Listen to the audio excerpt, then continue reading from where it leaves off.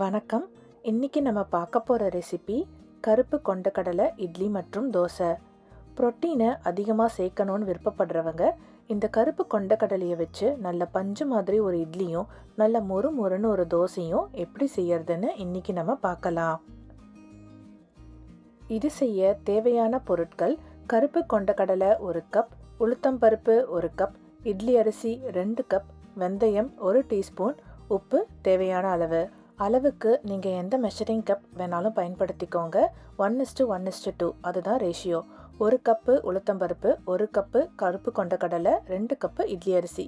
இந்த ப்ரொப்போர்ஷனில் செஞ்சீங்கன்னா இட்லி ரொம்ப நல்ல சாஃப்டாக வரும். ஒரு பாத்திரத்தில் 1 கப்பு உளுத்தம்பருப்பு சேர்த்துக்கோங்க. கூடவே 1 டீஸ்பூன் வெந்தயம். வேறு ஒரு பாத்திரத்தில் 1 கப்பு கருப்பு கொண்டக்கடலை சேர்த்துக்கோங்க. இன்னொரு பாத்திரத்தில் 2 கப் அளவுக்கு இட்லி அரிசியை சேர்த்துக்கோங்க. எல்லாத்தையும் தனித்தனியாக நல்லா வாஷ் பண்ணி ஒரு 8லேருந்து 10 மணி நேரம் ஊற வச்சுக்கலாம். 8 மணி நேரம் கழித்து எல்லாமே நல்லா ஊறியிருக்கு. முதல்ல உளுத்தம்பருப்பை வழுவழுப்பாக அரைச்சி ஒரு பாத்திரத்துக்கு மாற்றிக்கோங்க. அப்புறம் கருப்பு கொண்டக்கடலையை அரைச்சி அதே பாத்திரத்துக்கு மாற்றிக்கோங்க. இட்லி அரிசியும் அதே மாதிரி அரைச்சி அதே பாத்திரத்துக்கு மாற்றிக்கோங்க. நான் அரிசியை அரைக்கும் போதே உப்பு சேர்த்துக்கிறேன். வேணும்னா நீங்கள் தனியாக இப்போ கலக்கும் போது கூட நீங்கள் உப்பு சேர்த்துக்கலாம். கையால் எல்லா மாவையும் ஒன்றா கலந்து ஒரு 6லேருந்து 8 மணி நேரம் நல்லா ஃபர்மெண்ட் பண்ணி எடுத்துக்கோங்க. மாவு நல்லா இந்த மாதிரி பொங்கி வந்திருக்கு. இப்போது மேல் மாவை மட்டும் நல்லா கலந்து விட்டுக்கோங்க. மேல் மாவு நம்மளுக்கு ரொம்ப நல்ல சாஃப்டான இட்லியை கொடுக்கும்.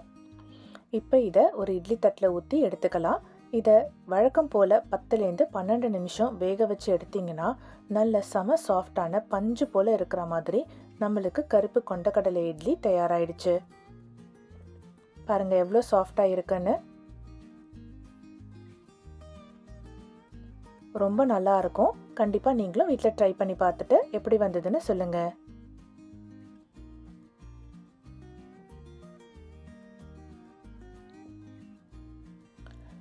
தோசைக்கு மாவை கொஞ்சம் தண்ணியாக கரைச்சிக்கோங்க. தோசை ஊற்றி எடுத்துக்கலாம். சுற்றி நெய் அல்லது எண்ணெய் தடவிக்கோங்க. நல்ல மொறு மொறுனோ இல்லை உங்களுக்கு சாஃப்டாக வேணும்னோ சாஃப்டாவோ எப்படி விருப்பப்படுறீங்களோ அந்த மாதிரி தோசை செஞ்சு எடுத்துக்கோங்க. நல்ல செம டேஸ்டியாக ஆரோக்கியமான தோசை தயாராகிடுச்சு.